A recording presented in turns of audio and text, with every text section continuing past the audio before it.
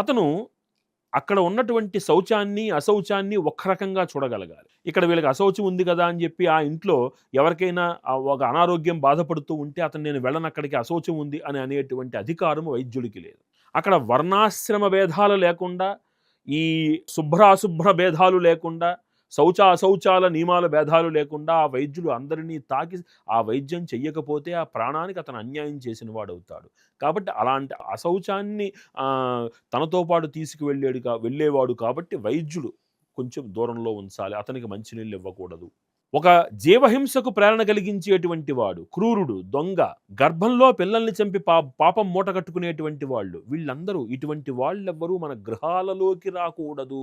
వచ్చినా వాళ్ళకి ఉదకంతో కాక మజ్జిగతోటి సత్కారం చెయ్యాలి అని చెప్తున్నారు. దాని వెనకాల ఆంతర్యం ఏమిటి? ఇది అర్థం చేసుకోవాలి. అంతే తప్ప అది అదో అంటరానితనంగానో లేకపోతే ఇంకో రకంగానో మనం చూడకూడదు. ఈ నియమము ఇక్కడ కేవలము ఇది ఒక వర్ణానికి పరిమితమై చెప్పట్లేదు. అతను గుర్తుపెట్టుకోవాలి మనం. ఇది అన్ని వర్ణాల వాళ్ళకి వర్తించేటువంటి నియమాలివి.